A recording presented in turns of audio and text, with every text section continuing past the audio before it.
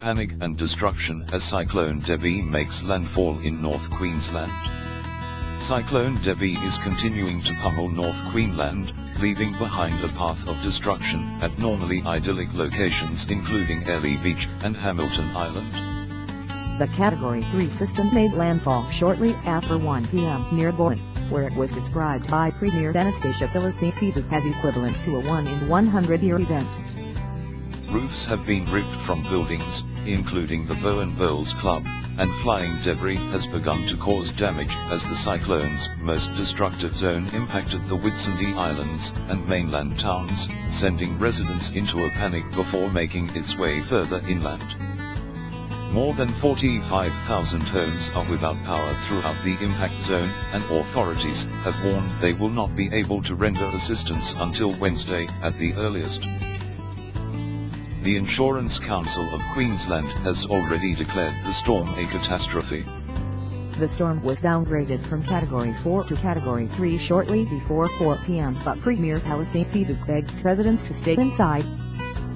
Queensland Police Commissioner Ian Stewart said one person was hurt badly when a collapsing wall fell on him at Proserpine. He was in a stable condition in hospital. Premier Filisic said people should not leave their homes. Once this eye is passing over, people will feel the opportunity to go out and have a look, and they should not do that, she told a press conference shortly after 3 p.m. They need to remain in place.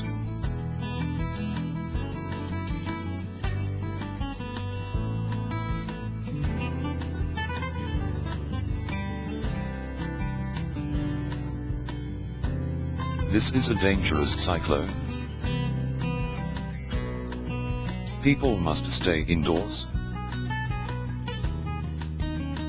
Please do not go outside, and please contact the ambulance or emergency services.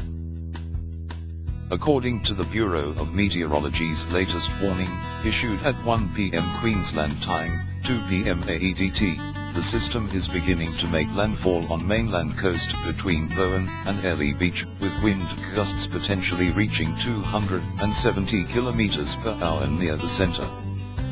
After the coastal town was lashed by destructive winds and sheeting rain, the storm has significantly calmed over Airlie Beach as the eye of the storm reaches the town before the chaos begins again.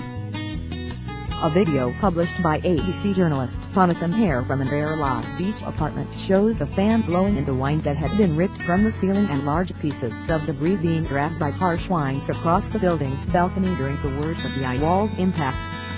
Help unlikely until Wednesday. While there is even more destruction to come, residents in the path of Cyclone Debbie could be waiting until Wednesday for emergency help as the slow-moving storm keeps the region in lockdown. Northern Region SES Manager Dale Camp said strong winds are expected to continue into the evening. The high-level Category 4 system is not expected to weaken to a tropical load until midday on Wednesday.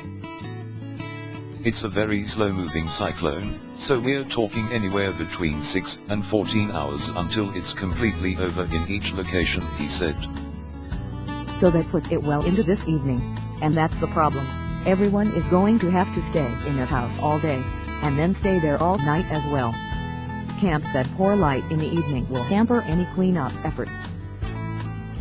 We have to wait for that wind to die down before we move around, and if it's at night time it makes it very difficult to see things like floodwaters, so they'll probably be waiting until first light tomorrow, he said.